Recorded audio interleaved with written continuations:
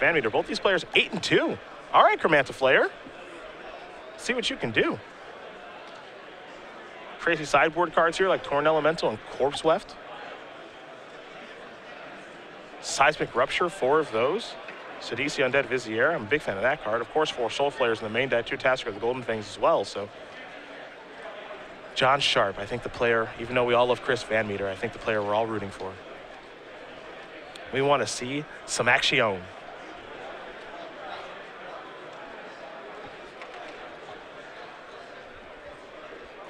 Oh, some players saying that perhaps we should name the Kraken Tiny. I like Tiny. Tiny's pretty good. Or Davy for Davy Jones.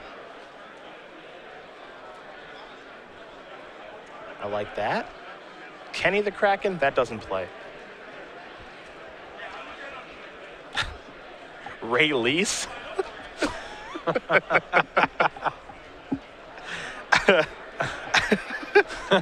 Okay. That's actually pretty good. At Prost _. Not a bad tweet there. Evolutionary Leap is a card that I think has some pretty serious legs to it. That's a hard card to build a deck with, but I think that it does have some deck building. I mean, anyone who's doing the whole sacrifice for value sort of thing, seems like it fits in very naturally. Combo with Flamewake Phoenix. I mean, you just at that point you're just drawing infinite. Just going to town.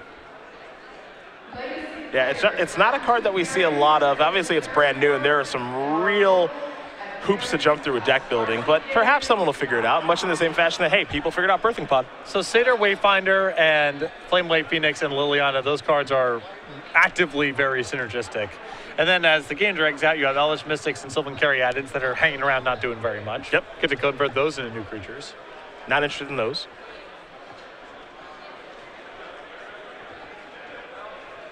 Vanmeter appears to be on the play. He'll start with a Temple of Enlightenment and Scry. Sharp was able to keep his 7 as well. So game number 3 here of round 11 underway.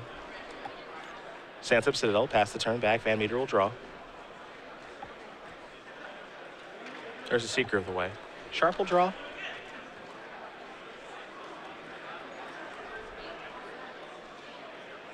There's Nurborg. And now a Satyr Wayfinder. Flamewake Phoenix, a Forest, a Mana Confluence, one of the cards turned over here. Liliana as well. Sharp will take a Forest. Flamewake Phoenix in the graveyard. Combo. Yep. Already starts. Game barely got underway. Mana Confluence to draw here for Vanmeter. I had to imagine this is a matchup that's typically very solid for heroic strategies. I would think so. John is trying to block. He's not really trying to kill stuff. Now, John does have the ability to gain a lot of life. Chromantic Horde and Butcher the Horde can really help there, but he's not going to be able to answer the board very effectively. Vanmeter with just a simple attack for 2 and nothing doing on turn number 3. Here's a Commune with the Gods. They'll turn over Nomad Outpost, Frontier Bivouac, Tassiger, Frontier Bivouac. Got Nurborg too, so any land that comes to play untapped, we're good to go. Here comes Satyr Wayfinder. Forest. Tassiger. Thanks, Nurborg.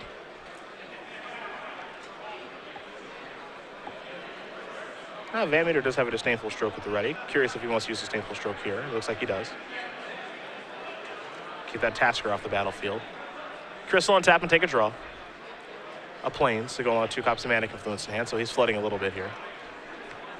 Feels like we've said that a lot when we've watched these banned heroic players on camera. Yeah. I wonder if they're playing about 1 land more than they ideally would like to, because the color mana requirements are so sensitive. You just need to play with more lands. Playing 22 this weekend is Vanmeter. Seeker of the Way will come in with an Ordeal of Thassa. 4 life will be gained, 4 damage will be dealt. Legacy players, welcome to round 2. You have 50 minutes. Please begin.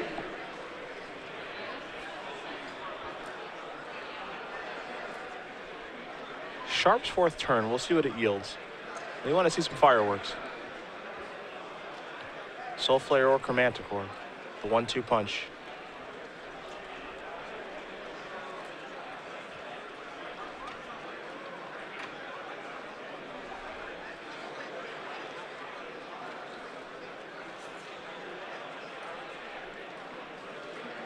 There's a Wooded Foothills.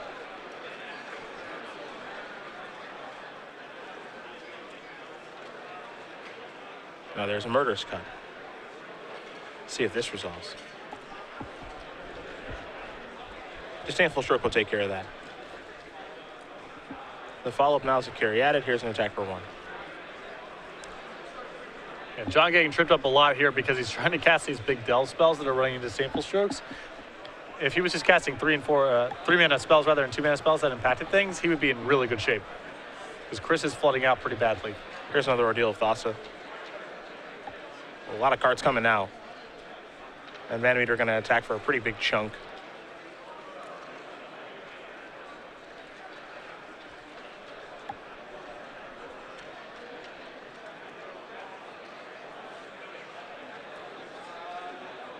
There's a Temple.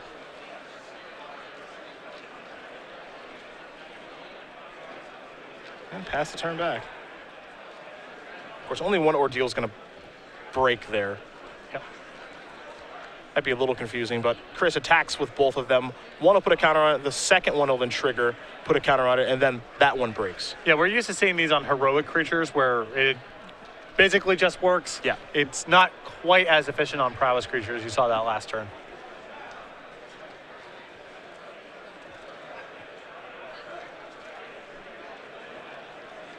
Any Chromaticores, Butcher the Hordes, Soul Flares? Come on, John.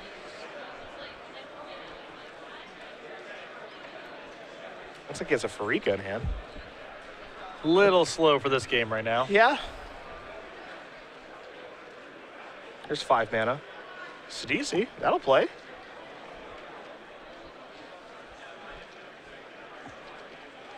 That'll sacrifice a Satyr Wayfinder. That'll allow Sharp to tutor. Oh, look at John. This is a fairly dangerous line of play here from John, unless he has something that can interact with 1 mana left over, because he's just got a black blocker back. Well, he's sacrificing that Wooded Foothills for something. Gonna get a basic mountain.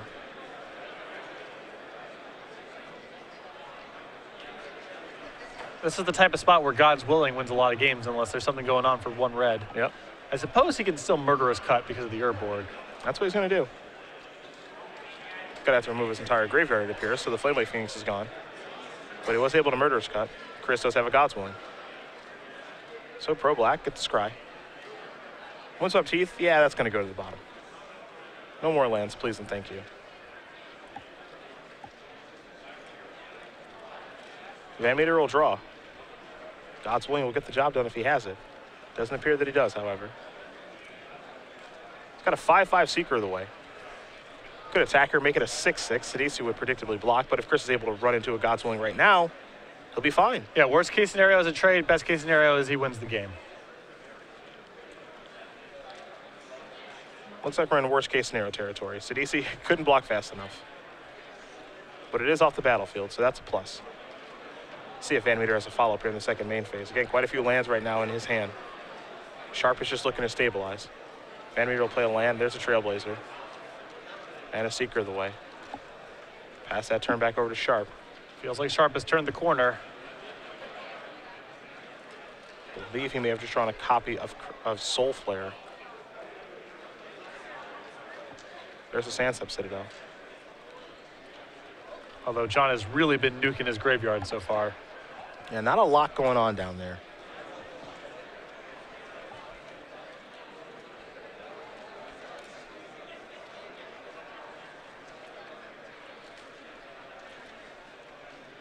And Pharika is a pretty good spot to be in right now. He has 1 creature in the graveyard, has a creature that he can jump block with if he'd like to, and Sylvan Carry added. So this thing can start to get to work here a little bit. Vanmeter, the Defiant Strike is the draw.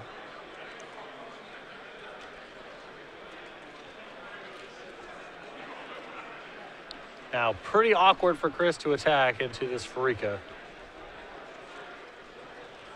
He has a way to pump his creatures, but no way to survive Death Touch.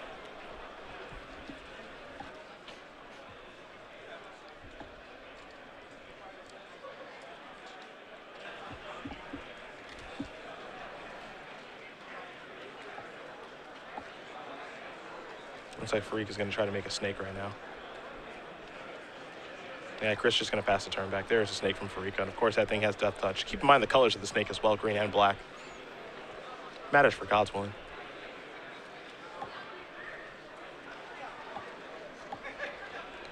I think that may have been a Chromanticore. I think you might be right. Nah, I know you're right. Bum. Well, it's showtime, folks. How about some beatdowns? Oh, we'll take a look at Chromanticore right now and all the text that that thing has. And it has quite a bit. Flying, First Strike, Vigilance, Trample, Lifelink, you bestow it. Creature gets +4/+4, so that's a 5/5. Flying, First Strike, Trample, Vigilance, Lifelinking, Snake token. Death Touch. First Strike, Death Touch is a combo. Ever heard of it? The snake is an especially attractive target. Yeah. It'll bite you. This is a hard card to race. Nice. It's interesting because Chris's deck is like kind of well positioned against that card with Dromoka's Command, but Dromoka's Command stinks right now because John can sacrifice Snake and leave his Chromanticore behind, or he can sacrifice Farika. Yep. So Dromoka's Command in this situation, not particularly good, and I'm not entirely sure Chris has outs to this. This seems very hard to beat, but if you're able to accomplish bestowing Chromanticore, it should be hard to be beat.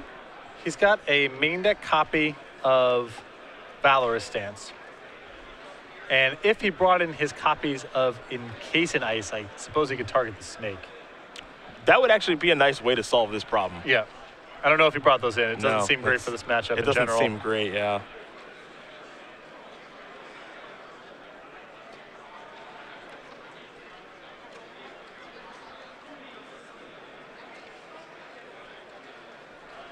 Here's 2 mana. What's John Sharp got next?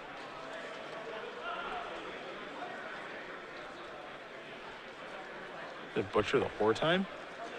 It's going okay. Sacrifice the Caryatid, then you'd have something in the graveyard to make a snake with, and Comboing off here. Chromanticore still out there doing its thing. It's going to sacrifice that Caryatid, perhaps haste. Haven't seen Butcher the Whore in a long time. But this is a very powerful card. It's got haste right now. Could have Vigilance or Lifelink later.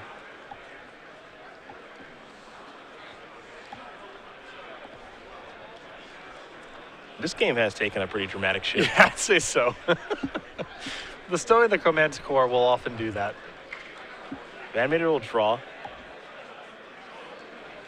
Problem here is a lot of Chris's draws now are actually F minuses. Yeah, he's not really in a position to attack. John's gained enough life here where Chris can't try to punk him out with something like Aqueous for him. Yeah. I'm trying to think of what Chris's best draw is, and it's actually pretty unclear what that is. It's Treasure Cruise into a bunch of stuff. Sure. Unfortunately for Chris, I think that bunch of stuff has to be removal at this point, and I just don't know how much of that's in his deck.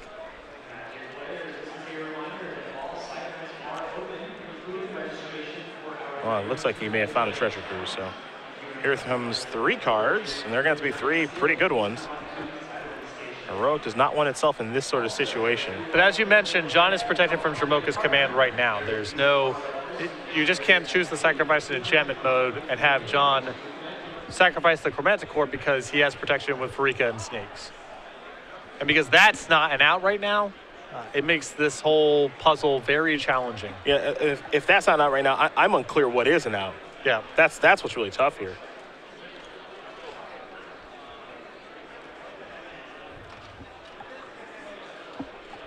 If he brought in his copies of Encase in Ice, they would be randomly pretty powerful right now.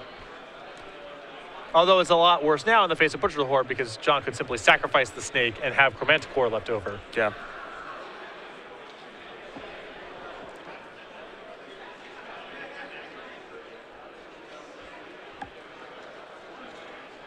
Chris going to cycle a Defiant Strike here. He's looking to try to get towards something. That always Hoplite will allow him to scry and maybe get a little deeper in his deck to find some answers. Here's Aqueous for him, so all right, that's a start. Keep in mind, Secret of the Way is relatively large, as Chris has played 2 Defiant Strikes, it appears, as well as a Treasure Cruise, so Aqua's form will count as well. So that's a step in the right direction here for CVM.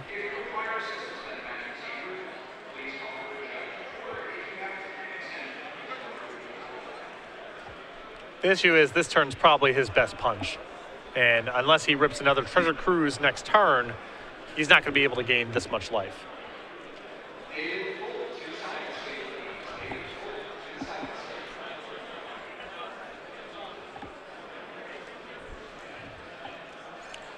$20-10 in favor of Vanmeter right now. And though the life totals are in his favor, it certainly doesn't feel like he's winning. No. No, it does not. And John's got another Chromanticore waiting. So if he happens to rip land number 7 next turn, that probably goes on Butcher the Horde, I'm guessing. That's problematic too. That's hard. That's hard. Here's another Snake token. Untap and draw. I think just a Soul Flare. Yep, 2 Soul Flares and a Chromanticore in hand. Could just hard cast a Chromanticore. Sure. I believe. But that's nowhere near as fun. That card is meant to be bestowed. It is also not what John wants to be doing against Dromoka's Command, because for as good as Chromanticore is, not a hard card to fight down with Dromoka's Command. Yeah. So I would, if I'm in John's position, I'm trying to get that bestowed. I'm trying to avoid casting it if possible.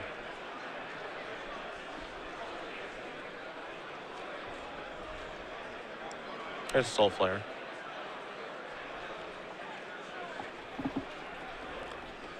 Nothing to delve away, unfortunately. No, this is not Soul Flare at its best. But fortunately for John, he's got a lot of other good stuff going on. You got a problem with 6-mana 4/4 that just turned on for Rika? Oh, that's true. Huh? I do enjoy that Farika's turned on. A little help from Butcher the Horde. Chromanticore is 2. Yep. And then Butcher the Horde is 1. And then Soul Flare is 2. And then Farika's, yep, that's 7.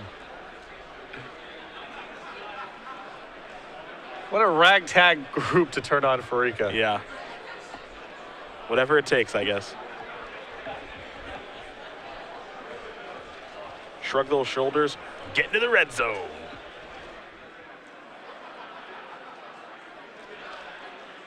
Trailblazer on blocking duty. Yep. We've seen it do everything this weekend. That's what it does best. Sharp going to sacrifice a Snake token. I imagine a little lifelink action there on the Butcher. And the Snake at this point is probably saving more damage by gaining 5 than trying to block anything. Yeah. Blocking is a hard thing to do against Heroic, but gaining life just works. So I like John's instinct there of just use your creatures in an effort to gain life, not try to block. Yep, I think it's smart. Especially when he's applying this much pressure. A decent amount. A decent amount of pressure. 10 in the air. And of course, in the enviable position right now, that lands or spells are all pretty good for him. Yep. He's able to draw a land, especially when it enters the battlefield untapped. He can bestow Chromanticore.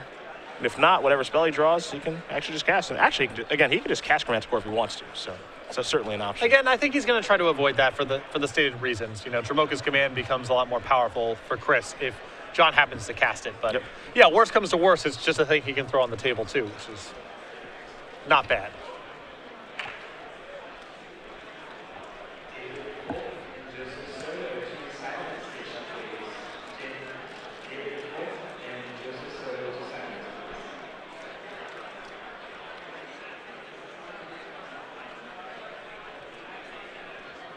Here they come.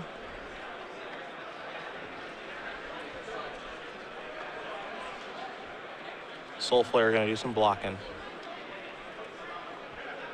I like trying to force Chris's hand here, and the Soul Flare is not doing a whole lot. It's just something Chris has to chump block. A backup copy in hand, too. Yeah.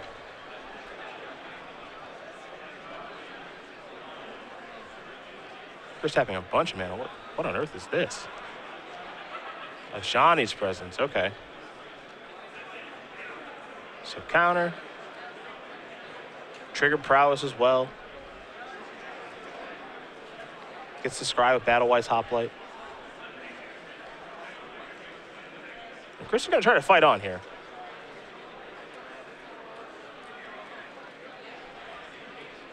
And that follow-up is a favorite Hoplite. John going to grab all those lands and untap them. He'll draw a card. Does not appear to be a land.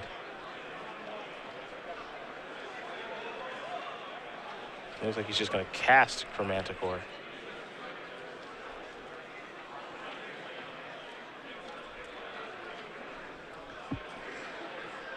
Well, I'll turn on Farika again. That's neat. Oh, sure, yeah. Yeah. It's got a green and a black in the mana. So 1, 2, 3, 4, 5, 6, 7. Yep, checks out. Yep.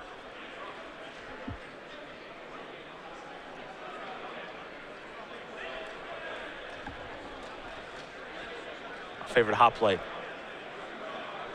Not feeling so tough. Vanmeter down to 3. Sharp will gain some life. I think this might be Chris's last draw step of this game. Yeah. Can't really overcome this crazy set of monsters that John Sharp has. And I think we might have a little deck action. I know players at home love Chromantiflayer. It is a sweet deck when it works, and it is working right now for John Sharp. And there's not really a great way for Chris to get out of this situation.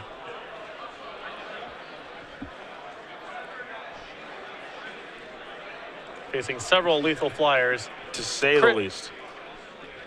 Again, this feels like this is still Treasure Cruise into a bunch of spells to have any hope of playing beyond next turn.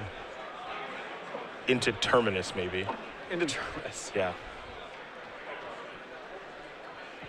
Into Insurrection. Yes. Now that wouldn't even work because he could just sacrifice everything to the Butcher. Yeah, it's gonna take. He needs a lot of help. Is the short of it. He's Defiant Strike it. Okay. Redraws.